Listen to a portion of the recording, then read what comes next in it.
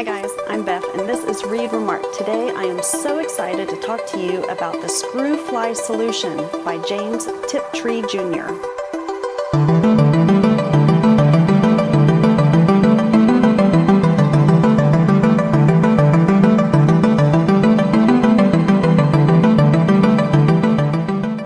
Now this is going to be more of a short story discussion as opposed to a review. I was so taken with this short story, The Screwfly Solution, written by James Tiptree Jr. after it was recommended to me by one of my awesome viewers, Buzz Selous. So thank you so much for that recommendation because it was fascinating to me. Let me give you a quick rundown of the story. It is told mostly in the form of letters that Anne sends to her husband, Alan. Alan is away in Colombia doing scientific research on parasites and how to control them. Meanwhile, back at home, Anne writes about this femicide, the murder of women that is going on, mostly under the guise of a cult, a rising cult called the Sons of Adam. They see women as impure and they need to be mating with a pure species, and woman is not that species, and the only way to get over it is to just eradicate the women. And so there's this mass hysteria that's growing throughout the world, starting in tropical places and spreading outward. It hasn't fully reached Anne yet, but the threat is there. The scariness is there. So through these letters, you see her talk to her darling Alan. It's almost like purple prose-ish, the way that she writes to her husband, "My darling, I miss you so," and talks about dear old Barney, this family friend who seems to help out. And then, of course, she's a woman, so a lot of her letters to her husband include some sort of domestic element, like the fact that she cleaned out the downspouts or went and got gas for the vehicle that day. Meanwhile, there's this horrible thing going on in the world. Alan, her husband, is a pretty nice, pretty loving man. He sees Anne mostly in a sexual light when he thinks about her. James Tiptree, in a lot of the short stories, writes about women through this sexualized lens. We find out at the end of the story that Anne was actually a doctor. She was a doctor. There was no whiff of that throughout this story. The only real reference I saw to her was as either a victim, as a doer of domestic chores, or in this sexual light that her husband saw her in. The spread of these actions that are going on is kind of speculated almost to be similar to the Screwfly Solution. Remember, we're talking to scientists in this story, so we get to see some of the behind-the-scenes reasoning of what could be happening. The Screwfly Solution is one in which they will introduce sterilized males into the population so that the women, their mating with those males don't produce any sort of offspring. And for every generation, they will introduce some more of those sterilized males so that eventually the entire population is either greatly controlled or wiped out altogether. It's kind of speculated as being similar to a Screwfly Solution thing that's happening where men are trying to just murder women. It's almost like a scientific method gone horribly wrong. The end is pretty gruesome. Alan, this kind of mild-mannered, loving husband who would wish no harm upon his wife, finds this violence, which is kind of translated from sexual thoughts into physical violence that's carried out. He finds himself starting to feel these, highly sexualized and violent urges and realizes that whatever it is that's going around has probably hit him. He calls his wife and is like, "I can't come home, this is horrible." Meanwhile, the teenage daughter overhears and being a teenager is like, "No, I love you, Daddy, I'm gonna come see you." Sneaks out, goes to see her father, he murders her, and then realizing what he did, kills himself. James Tiptree is no joke. This author goes there. And considering that this story was written in the 1970s, I mean, it goes there. So Anne, the doctor, the wife, the mother, she takes off for Canada and hides out, but as more and more women are eradicated, men start turning this anger and sexualized violence towards young boys, killing them off too, to the point that basically the human race is killing off itself. the very end line, Anne is about to just go ahead and do herself in, because what kind of world is this to live in? She says she thinks she saw one of the angels that people have been reporting seeing, and that on second thought it looked more like a real estate agent.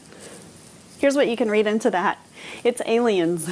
Aliens introduced this Screwfly Solution among the humans, and it took off a little too successfully, and humans killed each other off and pretty much eradicated the race so that aliens could swoop in and take over the earth and claim it as their own. The really interesting thing to speculate about here is the role of male and female lives and how this was able to rise up to begin with.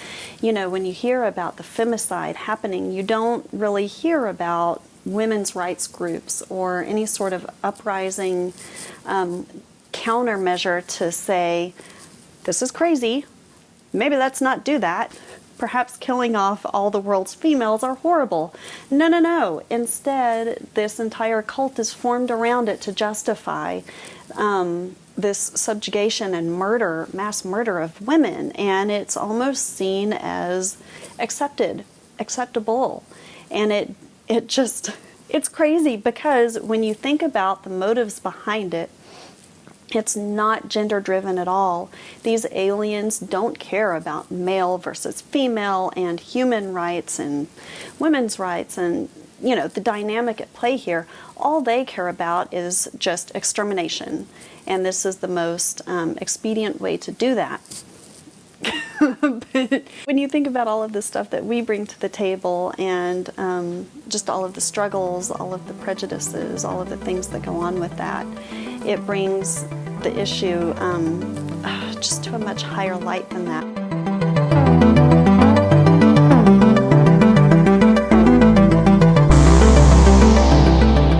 So the interesting thing about James Tiptree Jr. is that this author wrote a lot of science fiction and speculative fiction short stories that had to do with the interplay between man and woman, about the gender dynamics and about what it is to be a woman. This author was lauded as being someone who understood the feminine issues and problems and worries and life remarkably well for being such a masculine, manly man.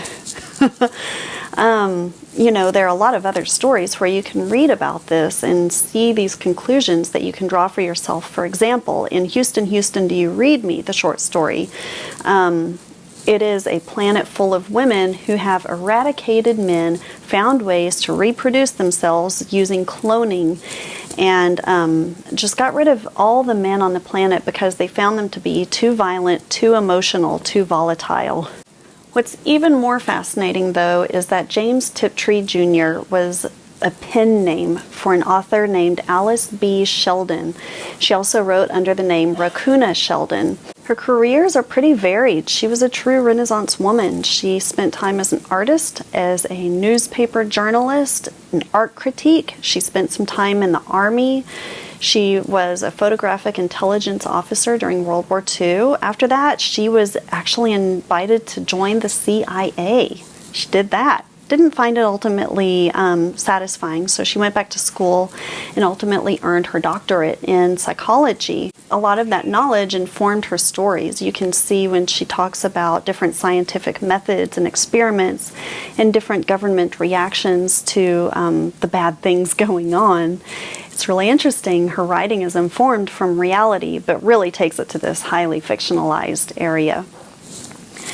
Wanting to protect her academic reputation and then also to try and get some more acceptance by writing under this male pen name, she put out her work under the name James Tiptree Jr. This mask really gave her sort of a freedom to be as aggressive and almost naked in her writing style. She didn't have any fear holding her back. I know that me being an adult with adult relationships and responsibilities, if I were to write like that so violently and just unadorned, unrestricted, there would be some fear there. So I understand why she did that. Eventually, maybe after 8 or 10 years, she was unmasked by one of her fans who identified her.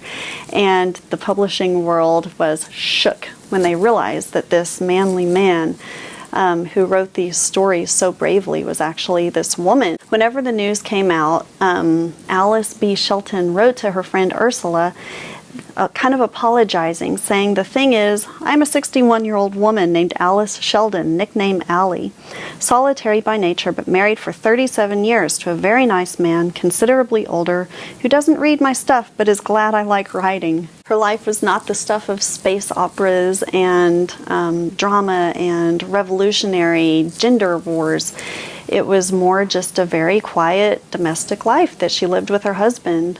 Ultimately, Alice Sheldon was kind of unsatisfied with life in a lot of ways. There's a lot of speculation that she was actually either bisexual or lesbian, but still lived a socially acceptable life with her husband, who she liked well enough, probably loved. Eventually, after many, many years, he fell extremely ill, an invalid. He couldn't care for himself, and she had been suicidal off and on for many years. So one night, she killed her husband and then killed herself, holding his hand. I'm not sure if he agreed going into this murder-suicide pact or if he was a victim of it. Fascinating author, Alice B. Sheldon. I've noticed that after I read the Screwfly Solution, I went through more and more and more of her stories because it's just so fascinating where she takes them. And I've noticed that you can't rush through it. In fact, the Screwfly Solution, I had to both read and listen to at least a couple times each to really take it in, because she packs those stories with a lot. They may be short stories, but I'd say she packs a novel-sized world into each of them. And you can't really speed read your way through it. You have to really take time with the text to really understand and take it in.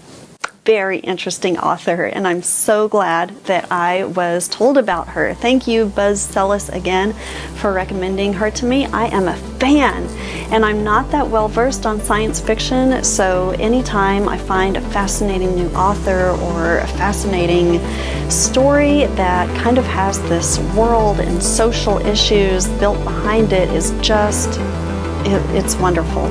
Thank you for watching. Feel free to chime in with your own thoughts about this author or others and any recommendations that you have. I'll talk to you guys next time. Bye.